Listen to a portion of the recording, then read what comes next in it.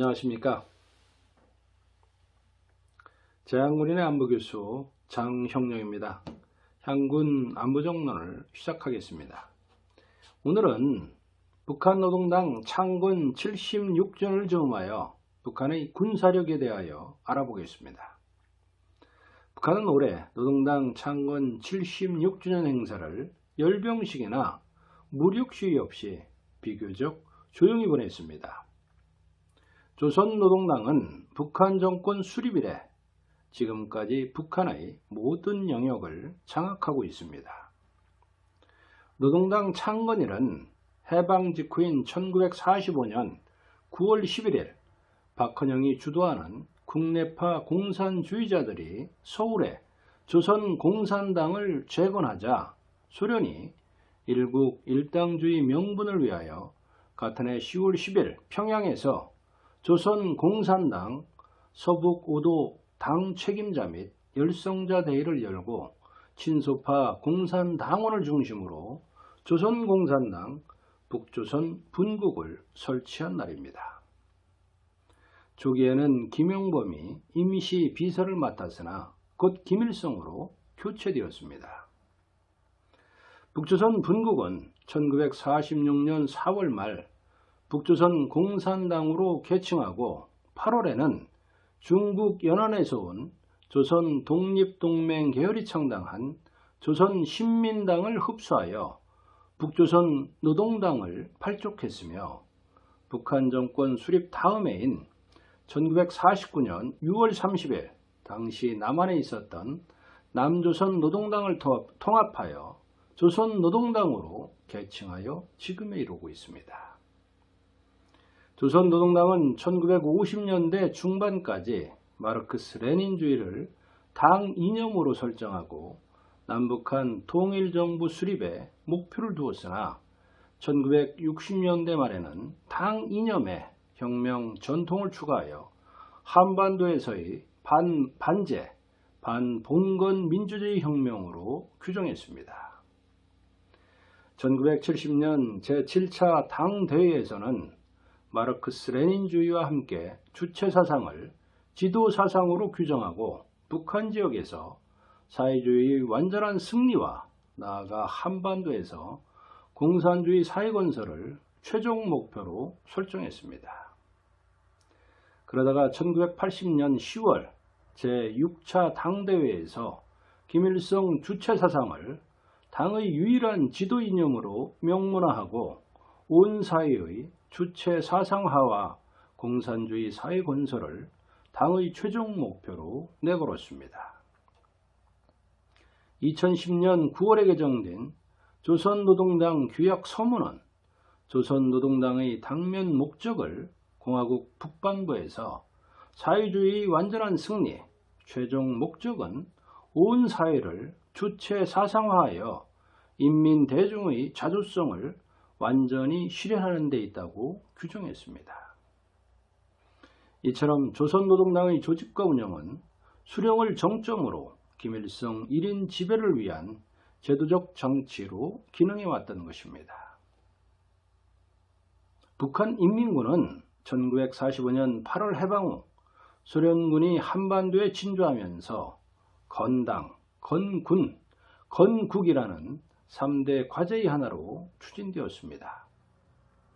북한군은 노동당 규약에 규정된 조선노동당의 혁명적 무력으로 노동당의 절대적 지배하에 당의 군대, 혁명의 군대로서 수령 수호의 역할과 함께 자위 및 전 한반도의 적화 통일을 실현하기 위한 무력수단으로 이용되고 있습니다. 전 세계 국가의 군사력을 평가하는 영국의 국제전략문제연구소는 2021 군사균형보고서에서 북한이 8기 이상의 ICBM을 보유했을 것으로 관측하고 탄도미사일과 구식 H-5 폭격기 등이 핵탄두 운반수단으로 사용될 수 있다고 밝혔습니다. 우리 2020 국방백서도 북한의 병력은 육해공군 127만 명, 탄도미사일을 운영하는 전략군 1만 명 등 정규군 128만 명과 예비전력 762만 명으로 인구의 35%가 군인 비중을 차지하고 있으며 한국 전역을 타격하는 단거리급 스커드를 비롯해 중거리급 노동미사일, 무수단 등을 배치하고 전략군 예하 미사일 여단을 9개에서 13개로 증편하는 한편 중무장 장갑차 등을 배치한 기계화 보병사단도 4개에서 6개로 늘렸다고 밝혔습니다.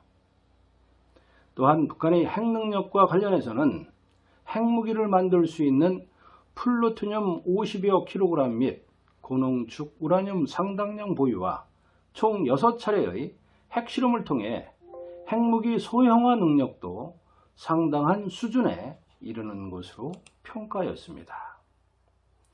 북한 해군도 최근 신형 중대형 함정을 건조하고 작전 배치하고 있으며 일부 함정에 함대함 미사일을 장착하여 원거리 공격 능력을 향상시키고 있고 잠수함 발사 탄도미사일 탑재가 가능한 신형 잠수함을 추가 건조하는 등 대북 제재 및 코로나19로 경제난이 심화되는 상황에서도 자유적 국방력 강화를 명분으로 핵 미사일 능력 강화 및 선별적으로 재래식 전력 증강을 통한 작전 태세 향상을 도모하고 있다고 밝혔습니다.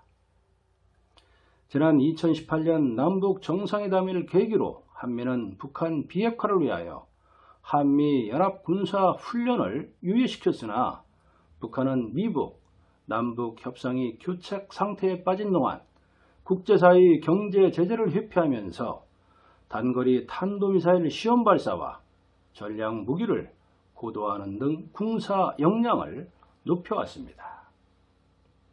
뿐만 아니라 2018년 9.19 남북 군사합의에도 불구하고 북한은 2019년에 13차례에 이르는 무력 도발을 일으켰고 2020년에는 개성 남북 공동연락사무소 기습 폭파, 서해 공무원 비격 사살 등 11차례의 도발을 감행했을 뿐만 아니라 10월 10일 노동당 창건 75주년 기념 열병식에서 신무기 4종 세트를 공개했습니다. 3개월 후인 금년 1월에는 2016년 이후 5년 만에 개최한 제8차 당대회 기념 열병식을 통해 화성 15형 ICBM과 북극성 4형보다 성능이 개선된 신형으로 보이는 북극성 5형 SLBM 및 신형 전술무기도 공개했습니다. 미국의 바이든 행정부 출범 직후인 지난 1월 22일 평북 구성에서 서해상으로 2발의 순항미사일 발사를 시작으로 올해도 7번의 미사일 도발을 일으켰습니다. 특히 3월 25일 발사한 북한판 이스칸데르 KN-23 개량형으로 확인된 신형 탄도미사일은 탄두 중량 2.5톤으로 10킬로톤 안팎의 전술핵을 충분히 장착할 수 있는 수준입니다. 국가정보원도 처음으로 소형 핵무기 탑재 가능성을 인정한 바 있습니다. 북한이 KN-23 개량형이 동해상 600km 수역의 설정된 목표를 정확히 타격했다고 밝힌 것은 경북 성주의 사드기지와 미 증원전력의 통로인 주요 항구가 충분히 타격권에 들어간다는 암시라고 볼 수 있습니다.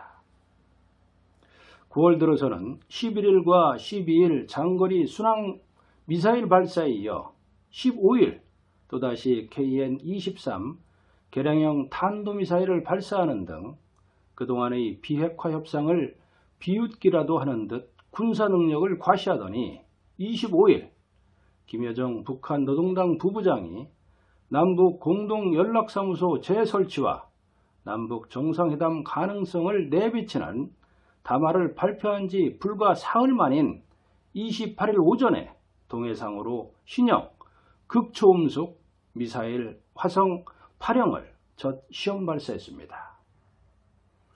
극초음속 활공체는 탄도 미사일 등에 실려 발사됐다가 고도 30에서 70km에서 분리된 뒤 성층권에서 코스를 바꿔가며 활강하는 것이 특징으로 마하 5 이상의 속도로 움직이고 코스를 바꿀 수 있기 때문에 요격이 매우 어려워 미사일 방어망을 무력화할 차세대 게임 체인저로 꼽힙니다. 김정은은 지난 1월 8차 노동당 대회 사업총화 보고 당시 가까운 기간 내 극초음속 활공 비행 전투부를 개발, 도입하는 과업이 선정됐다고 밝혔고 한반도를 사정거리로 한 무기 체계들에 대해 언제라도 핵 탑재가 가능한 태세를 구비하겠다는 입장도 명확하게 밝혔습니다. 국방부는 지난 2018년에 이어 2020 국방백서에서 북한 정권과 북한군은 우리의 적이라는 표현을 삭제했지만 이는 남북관계의 발전을 희망하는 정부의 의지를 표현한 것일 뿐 북한의 핵과 군사력이 우리에게 위협적인 존재인 것만큼은 명확한 사실입니다. 설령 북한의 핵무력 과시가 바이든 행정부를 압박하여 경제제재 완화를 이끌기 위한 협상의 일환이고 이번 당 창건 기념행사가 긍정적인 대남, 대미 신호라고 하더라도 우리는 향후 북한의 도발에 대한 대비와 관리를 소홀히 해서는 안되며 이럴 때일수록 군사 대비 태세를 더욱 강화해야 할 것입니다. 감사합니다.